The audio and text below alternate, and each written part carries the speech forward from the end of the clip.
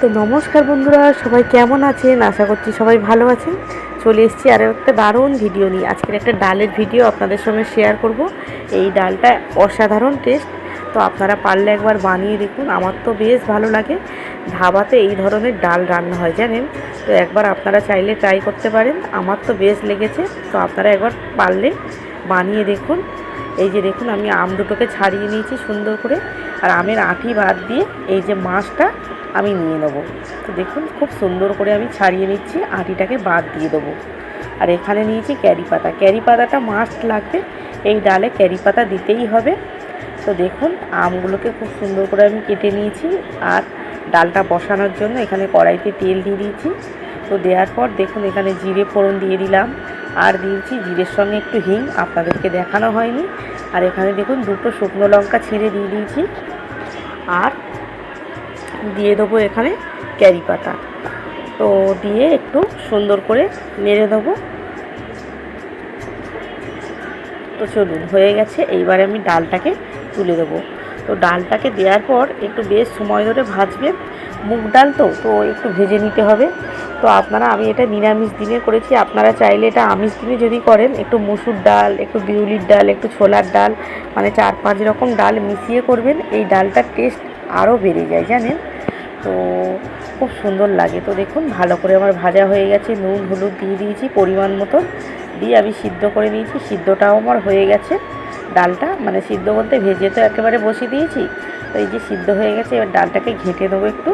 তো দেখুন ঘাঁটাও আমার হয়ে গেছে। এইবারে আমি আমটাকে দিয়ে দিলাম। তো দিয়ে এইবারে পরিমাণ মতো জল দিয়ে দেবো। এই ডালটা তো খুব একটা পাতলা হয় না, একটু মোটা টাইপের হয়। এই ডালটা রুটি দিয়েও খাওয়া যায়। খুব বেশি আমি এখানে টক দিইনি, আম তো দুটো ছিল, তো দুটো আম দিইনি আমি, একটা আর একটার হাফ দিয়েছি। তো দেখুন পরিমাণ মতো মানে চিনি দিয়ে দিয়েছি। নিরামিষ ডালে একটু চিনি না দিলে ভালো লাগবে না, টক ডালে তো দিতেই হবে। তো দেখুন ডালটা আমার হয়ে গেছে, এইবার ডালটাকে আমি নামিয়ে দেবো। তো হয়ে গেছে, এই পর্যন্ত নয়, এরপরেও কাজ আছে। তো দেখুন এই যে ডালটা আমার নামানো হয়ে গেছে। এইবারে চলুন, এর আরও কাজ বাকি আছে, সেটা করে নিই। তো এই যে গ্যাসের চুলাতে আমি একটা তড়কা প্যান বসিয়ে দিলাম। তো তড়কা প্যানের মধ্যে দিয়ে দেবো সর্ষের তেল। তো সর্ষের তেল দিয়ে দিলাম। সর্ষের তেলের মধ্যে দিয়ে দেবো একটু সর্ষে, আর দিয়ে দেবো একটু জিরে, আর একটু ক্যারি পাতা। তো দিয়ে দিয়েছি। তো দেখুন এই যে গ্যাসেতে মানে গ্যাসটা নিভিয়ে দিয়েছি, সাইডে কিভাবে জ্বলে গেছে জানি না। তো দেখুন নিভিয়ে দিলাম হাত দিয়ে।